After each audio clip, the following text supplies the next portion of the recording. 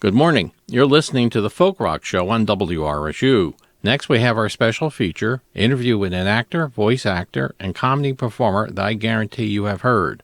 He is Phil Proctor, originally of the comedy group the Firesign Theatre, where he plays Rocky Rococo in the Nick Danger series.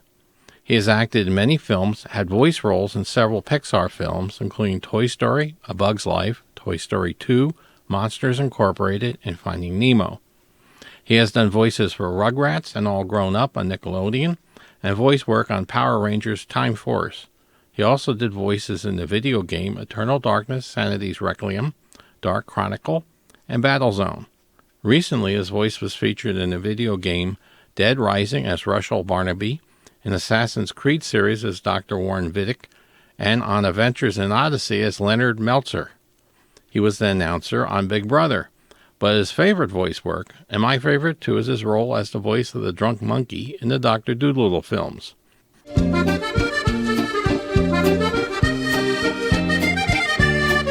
Bonjour, mes amis. This is the drunken French monkey from the Dr. Dolittle movies. And believe it or not, I love to listen to WRSU FM New Brunswick whenever I am in America.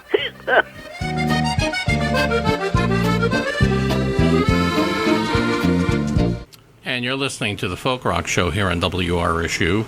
And now it's time for our feature, and John Cornell's come in to present that to us. John was gracious enough to interview Mr. Phil Proctor for us.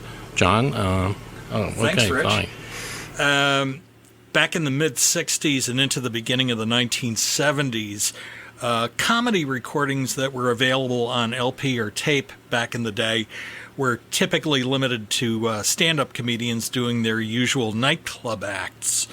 Well, a coming of change occurred with the advent of the Firesign Theatre, a quartet of writer-performers who connected with each other in the right place, at the right time, and under the right circumstances, and they understood what their audience needed.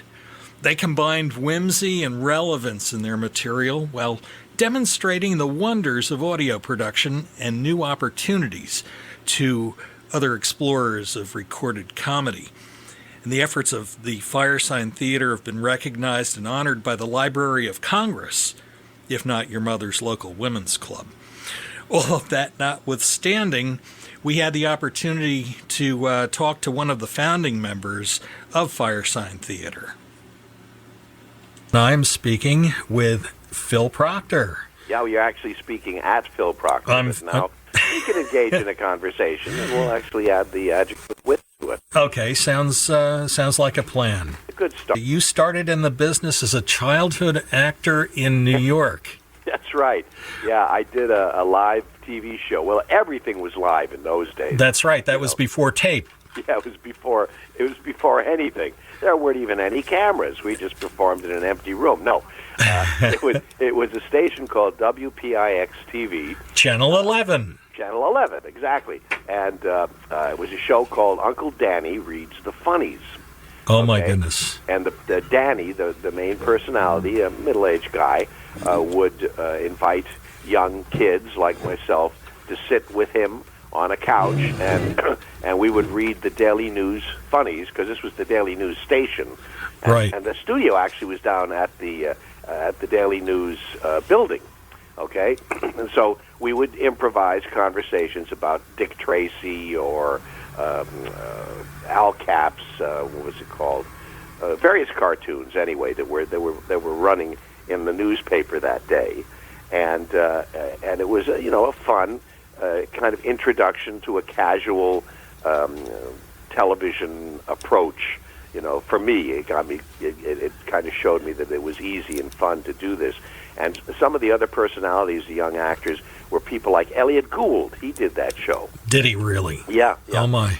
Yeah, and Uncle Danny also had, I think a Saturday show where a whole bunch of kids would come on, and we'd tell jokes and, fun around like that. But television was very loosey-goosey in those days, and the studio was like a closet with a big camera, a Dumont camera, with multiple lenses that they could change. We had cameras like that at Rutgers when I was a student here. Yeah. Those were the standard cameras. at the time, big and bulky, with an operator behind it, not like the robot cameras they have these days. But yeah, that's how I got started. So I've actually been doing this. I'm going to be turning 75 in July. So I've been doing this for about,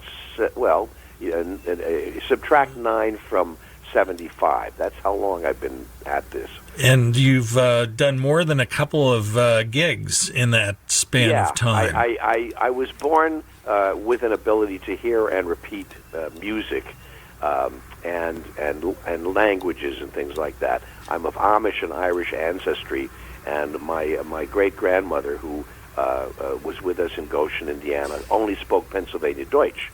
So ich habe auf Deutsch gehört, wenn ein junger Mann.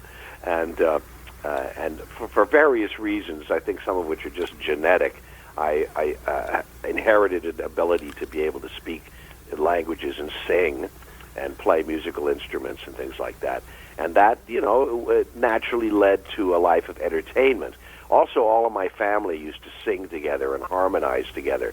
So there was a terrific kind of a performance and musical basis to my upbringing when I was a young man in Goshen. So it was almost a natural thing for you to go into performance art for your career. Absolutely, and it was always fun, It came easily, it was fun, and there were people around me who appreciated it, and so I pursued that career path. I really was offered much more opportunities when I was young than I took advantage of.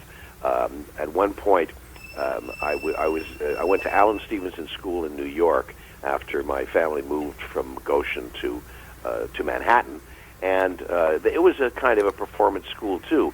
A fellow named Stan Gauger created the Alan Stevenson School Orchestra, and we would come early to school, I think 7 o'clock, and we'd rehearse for an hour, and then there'd be an assembly in the gym where we were rehearsing, and then we'd go about our classes. And we became famous. The Alan Stevens School Orchestra started appearing on local television as well, and we would actually tour and play concerts at other schools. So that was an extenuation of an opportunity to do music. And then every year at Alan Stevenson, and they still do this, they mount a Gilbert and Sullivan production.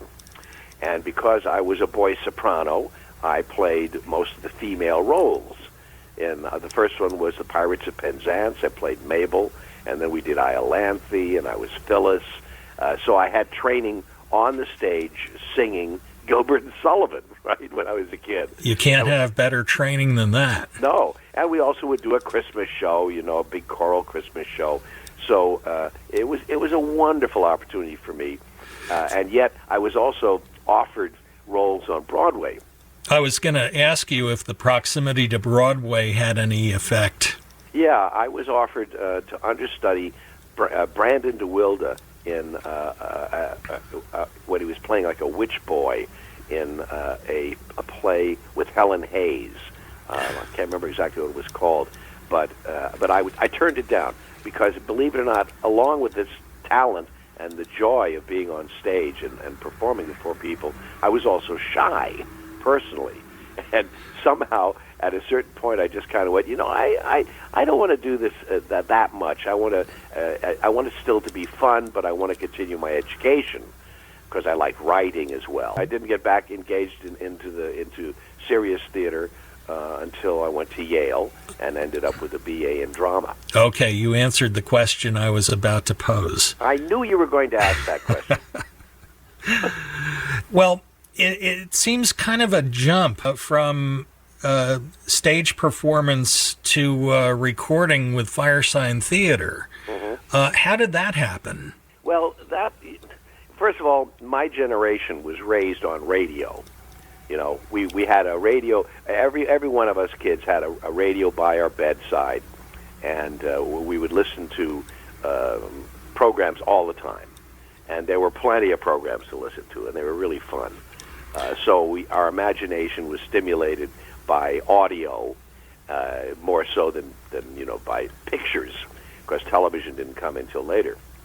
Sure. So when I had an opportunity to get on the radio and to talk on the radio, or to improvise or to be funny on the radio, I would do it. And I also was inspired by people like Bob and Ray, who I used to listen to every morning in New York before I went to school.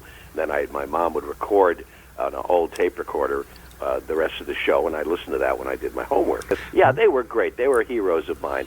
And then when television came in, Ernie Kovacs was a great hero. Oh, I was going to say Ernie Kovacs must have been right. an and influence. Then Stan Freberg. Sure. The late, great Stan Freberg. Yes, his passing. Novelty records, just put me away. So I was attracted to the audio sound of things and to surrealism in comedy from the very beginning.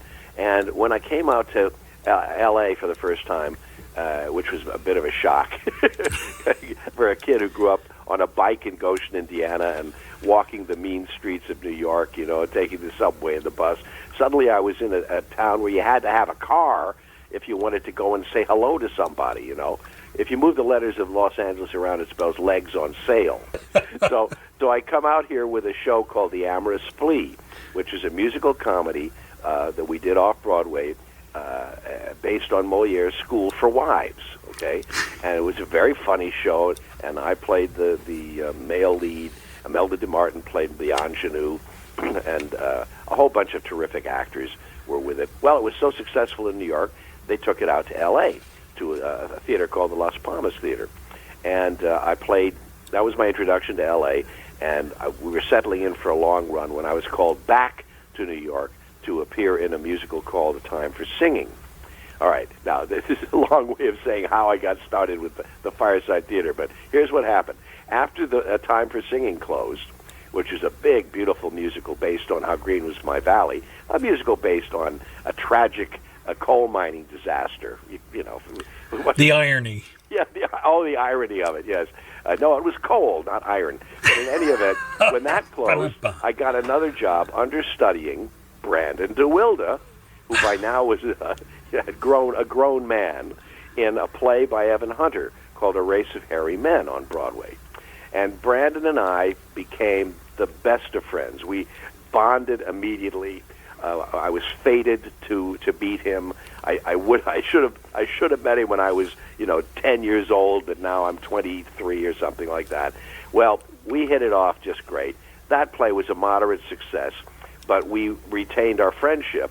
And Brandon decided he wanted to go out back to California. He was a movie star. For those of you who don't know who he was, he's the kid who says, "Shane, come back, Shane," in the movie of the same name. And if you Google Brandon DeWilde, you'll see he was a very handsome and quirky young leading man. So anyway, he's married.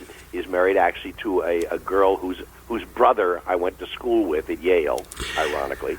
And he wants to go out and kind of resuscitate his career in films and television. Because at this time he's been training himself to play the guitar, and he wants to kind of start a singing career. We're hanging out with Graham Parsons and the International Submarine Band and all these great musicians. It was really cool. So we go out, we drive out. Oh yeah, we drive.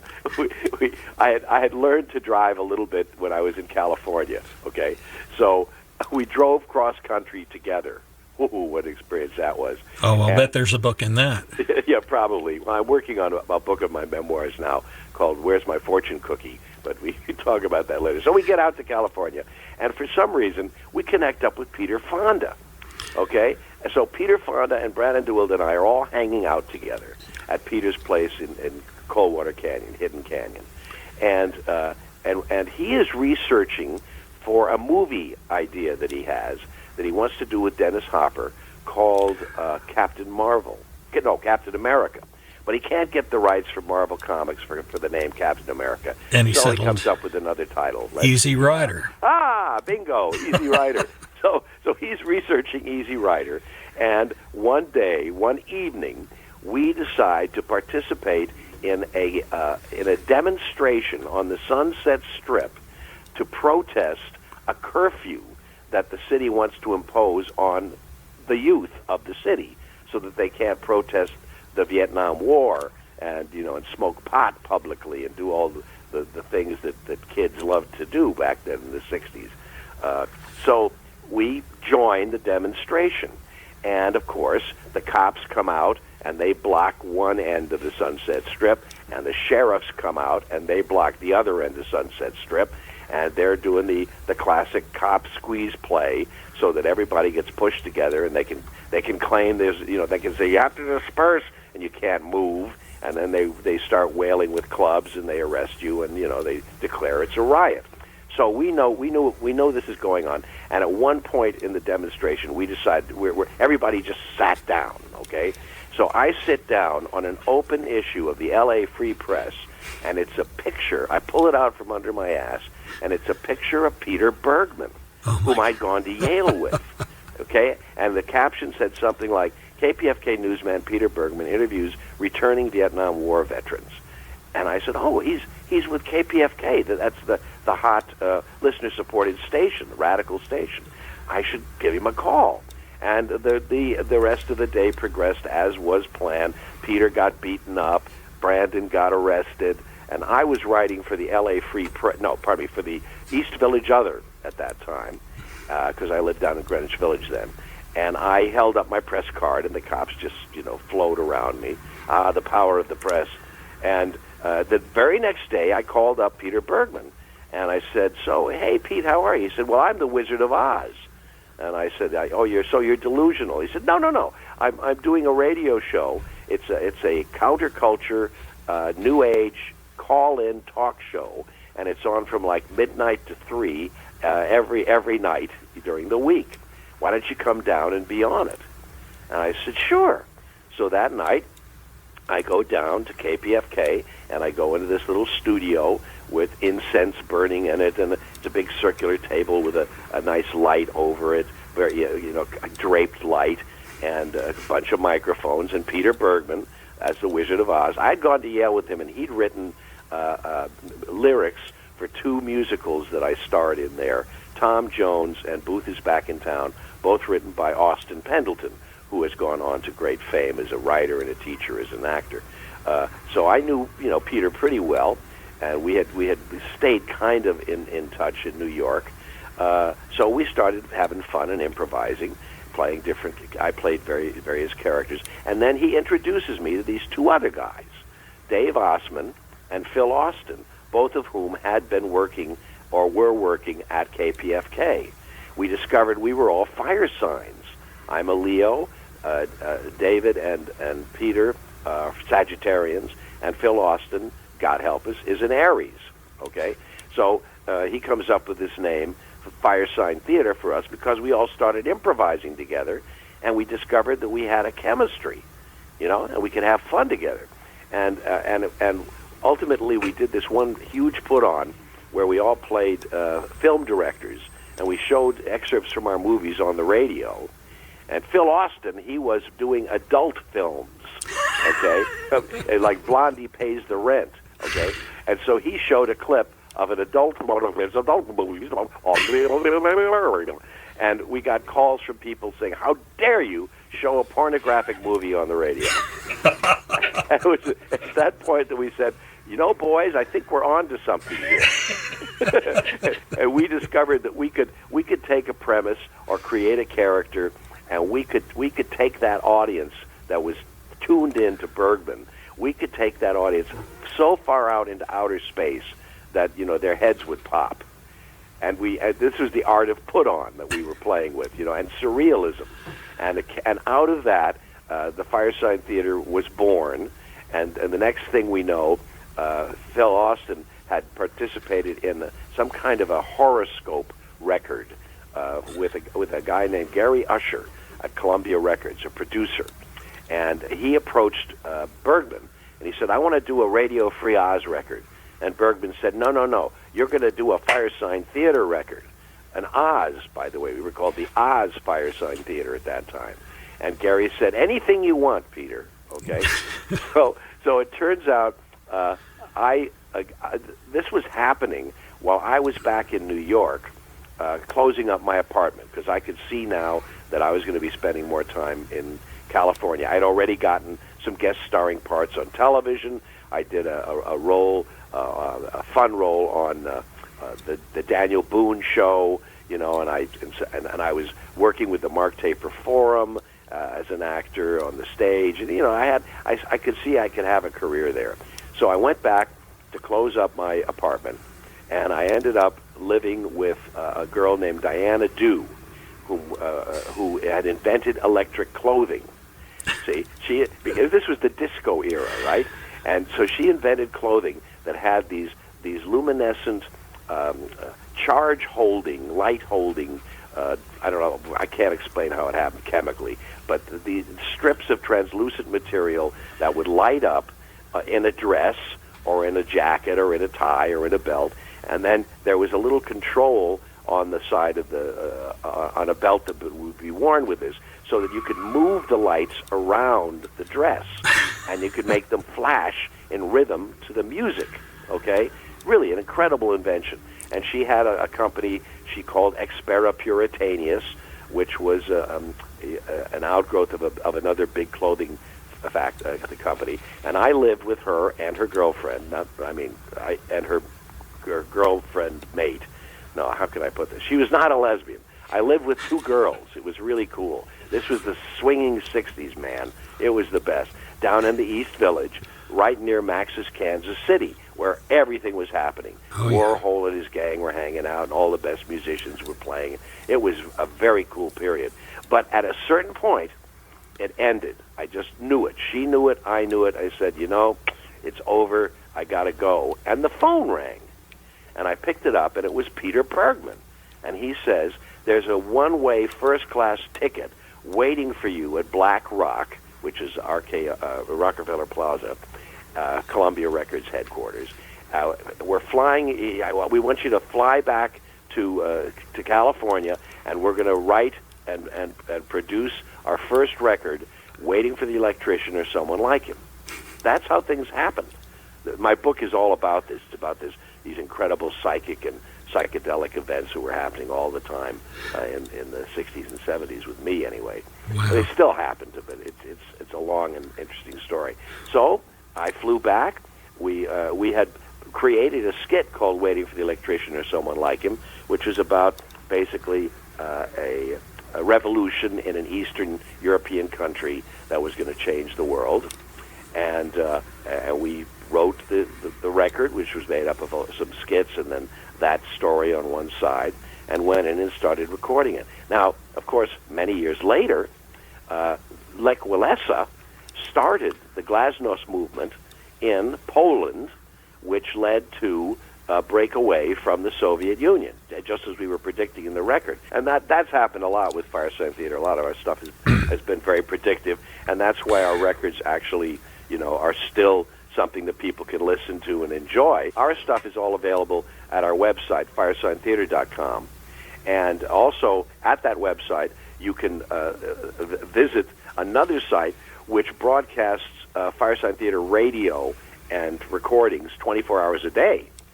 So we actually have a Firesign Radio ongoing background for your life whenever you want it on the web, okay?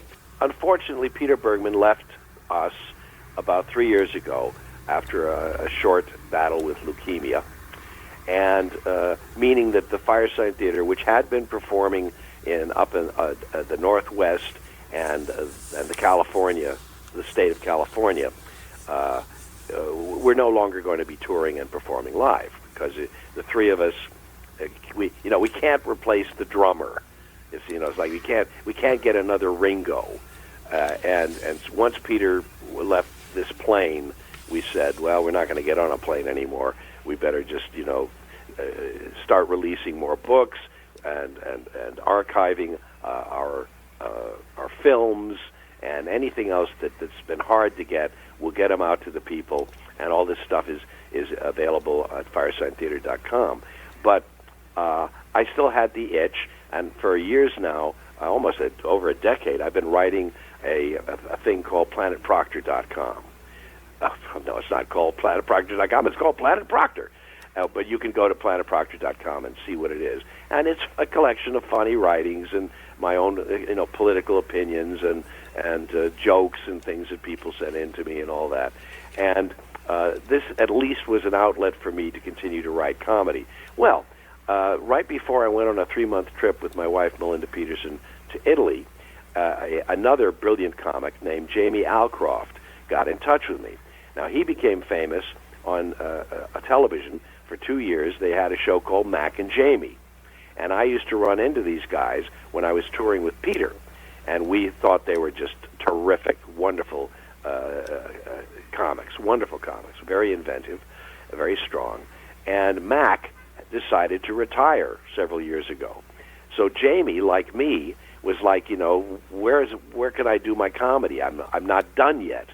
So he proposed to me that we do a show together, a webcast, or whatever you'd call it, I guess. And we put our heads together and we came up with this idea: Boomers on a Bench, two old farts reading newspapers side by side. And we started writing for it, and we started performing it, and we've taped 8 of them now. He's coming over later today. We're going to write some more, and we're going to be filming maybe another 5 of them this coming Saturday. And you can see the results of our labor by Googling Boomers on a Bench and going to either Facebook or Vimeo, and you can tell me what you think of them, I've seen 2 of them already, and they are quite entertaining. They are quite entertaining. They're surrealistic, they're political, they're topical, and great fun for us to write. Almost a natural extension of the kinds of things that you were doing with Firesign. Yeah. His mind is very much in the same groove as mine, and so it's been very convenient for us to put our heads together and entertain one another, and hopefully at the same time entertain an audience. So I think it's been on the air now. We've done three of them have been aired. We put up a new one every Thursday, and so we're just dipping our toes into cyberspace. And I hope that people who are listening to this will at least give it a look and see if you get a kick out of it. And if you do, we're going to figure out a way that we can subscribe people and see if we can't get this thing, really popular. And Phil Proctor has been working on the big screen as well, not necessarily in front of the camera per se, but in the announce booth. Well, yeah, I've done a lot of that. The Firesign Theatre naturally led me to a voiceover career, but at the same time, I had been appearing on Broadway and I'd done television shows. So it turns out that I did a major role in a film for my friend Henry Jaglom, who has gone on to have an incredibly powerful and long-lasting independent career, making his own peculiar type of films. But I did his first movie back in New York at the same time that Firesign Theatre was beginning, and it's called A Safe Place.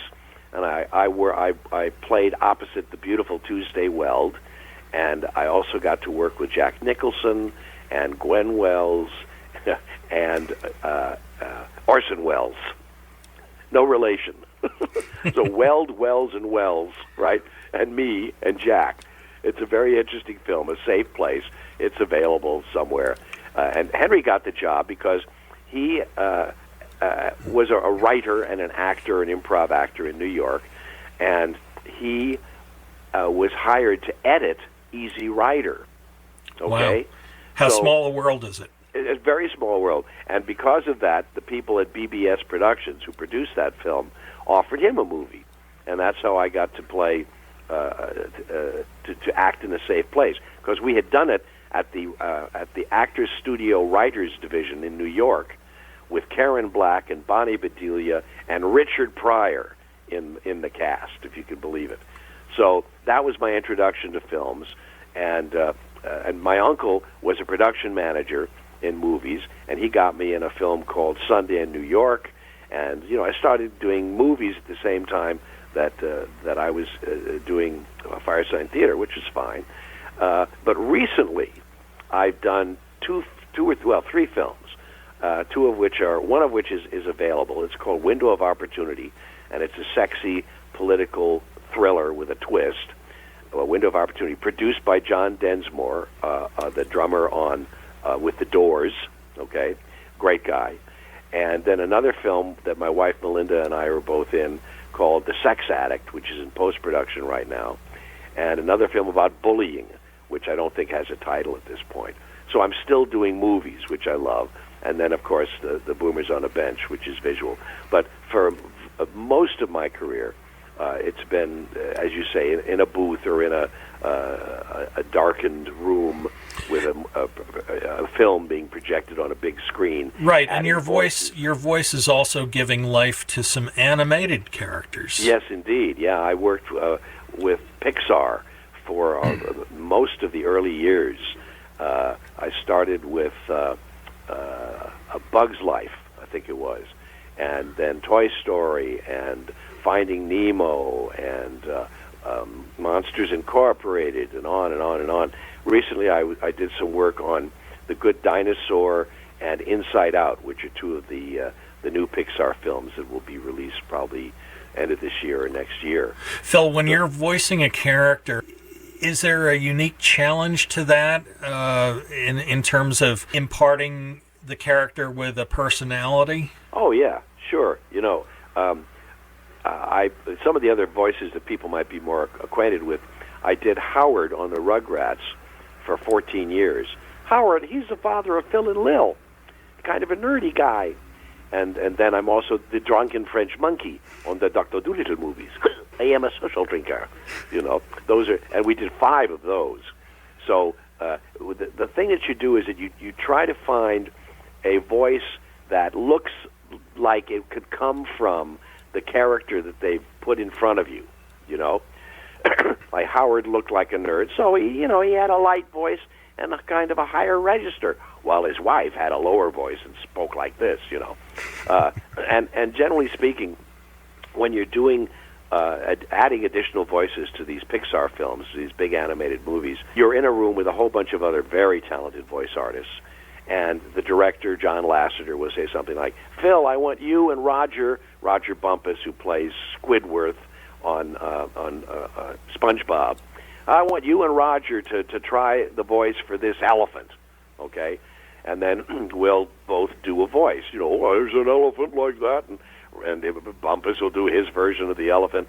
And then 6 months later, when they call you back to add more voices, they say, Phil, you're the elephant. Okay, they made a decision when they took it all away and started working on it. You're the elephant, and Roger, you're the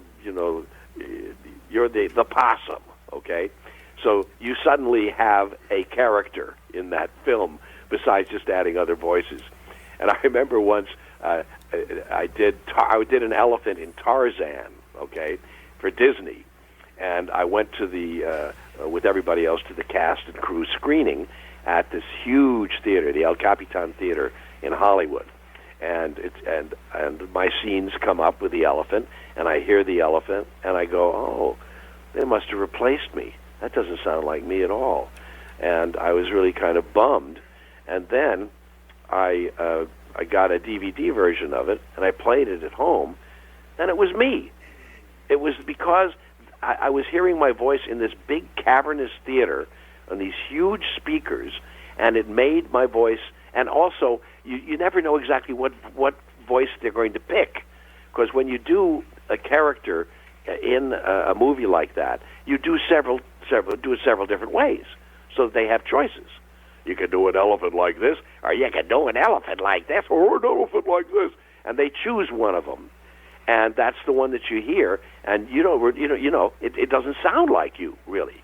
I'd kind of forgotten what I did, but it was me, and I don't know, this is probably not a very exciting story, but it does give you a little insight into how you lose control of the thing that you do when you're doing an animated film, and you're not doing one central character, you know, that's clearly defined, and that you work on over a long period of time. When you do a whole lot of voices like I do, you sometimes lose track of it. I do a lot of games, and I've done Dr. Vidic in Assassin's Creed, okay, a very popular, internationally popular game. And that's a character that every time I would go in to do it, because I do it like once a year, they would play for me what I did at the last session so that I could remember what I sounded like. See? Mm-hmm. This is very common. And that way I could maintain the same character and the same voice through all the many years that I played that guy. And actually, I'm a villain in the new Batman game too. But if I told you about that, I'd have to kill you. So we don't want that. No, we don't want that. Yeah. So, of all of the different characters that you've played along the way, Phil, is there a favorite? The Drunken French Monkey is probably my favorite because I got to improvise the character over a period of many years in 5 different stories. And, you know, in one of them, he's like a Hollywood director. In another one, he's working behind the scenes to help the little girl. You know, and it is a very funny character for me to play because he's a slightly drunk all the time on French wine, and he's very charming. You know, and I got to work with this capuchin monkey on the screen, who is really adorable. So that's the most fun. But when people ask me that question, what's your favorite? I think the real secret is everything I do is so much fun. I love the variety of being able to do different roles, you know, more than going like, oh boy, this is my absolute favorite. And I never know what might be coming up next. You know, there's always the opportunity for another challenge or another character to happen. And I've also done straight stuff. I was the announcer on Big Brother for 3 years, and that was fun too, you know. So everything that I do in this business, I think it's one of the reasons why I'm still doing it, is because it's challenging and fun, and I'll audition for anything and try to do everything that is offered me. With such a broad range of talent, it's been a natural thing for you to have performed in a whole range of different media platforms. For instance, I'm an active member with my wife, Melinda Peterson, an award-winning actress in her own right, at a theater company here, a classical theater company in North Hollywood called the Antaeus Company.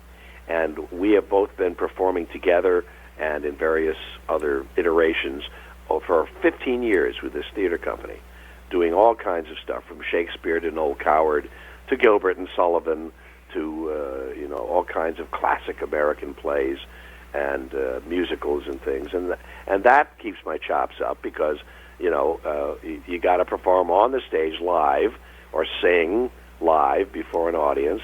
You have to remember all the lines. You're not reading off a script in a darkened room, and you're physically active. So that's been terrific fun for me.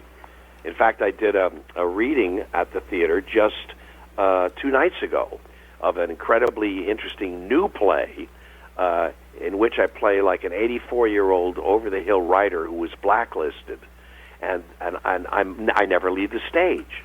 It's 2 acts, and I never leave the stage. I'm talking all the time, either to myself or with an autistic character who doesn't talk very well, a young man, or his mother. But it's a great, challenging role, and we did it as a kind of a backers audition for local theater companies, and hopefully there'll be a production of that'll come up, and I can, have a chance to do something really exciting on the stage out here again. Phil Proctor, one last question for you. If you were to counsel somebody who wanted to get into the performance business, what would the key piece of advice to him or her be? Well, I would say do it. I know if you feel that you have a talent for mimicry or for voices, or you have a favorite character you like to perform, do it. Do it to you in the bathtub and in the shower and for your friends and in the car, and encourage yourself to practice your art every day. If you feel that like you'd like to sing or you like to act, get involved in a church chorus, a choir or something, or get involved in local theater. Go and audition for something, and see if you've got the chops to actually get involved in performing, because the only way you're ever going to learn is by doing it. You can enlist in a class if you'd like as well, but remember, what you're basically going to be doing in a class is acting scenes, learning lines, and performing. So if you've got the bug and if you want to do it any way you possibly can. When I was a kid, and tape recorders were first, publicly available, I would perform on a tape recorder. I got a microphone, and I would record funny things, tape them, and play them back and see if they worked. So I was already learning how to work with a microphone, and had to get used to listening to my voice and to doing different things with my voice. So practice makes perfect. And almost every actor that you talk to, even if they just fell into the profession, they fell into the profession because they tried it, they tried to do it, they auditioned for something, or somebody said, hey, you got a great voice, you should, see if you can get an agent and read for commercials or something, and they got a job. And from that one job, which encouraged them to continue to pursue their profession, they had a profession. So do it. We've been talking today with Phil Proctor, and if you would like to learn more about the man and his great talent, you can find him by Googling Phil Proctor, or you can go to his website, www.planetproctor.com. That's right, and you can hear some of the characters that I've done in the golden age of Pulp Fiction by going to galaxypress.com. We've just heard John Cornell speaking with Phil Proctor, an actor and voice actor who has performed in many films. He is most well known as one of the principal players in the Firesign Theatre. This program was produced by John Cornell. Mr. Proctor was interviewed in Hollywood, California, from the WRSU studios in New Brunswick on April 14, 2015. If you have a comment about this program, please send it to us by email. Our address is folkrock@comcast.net.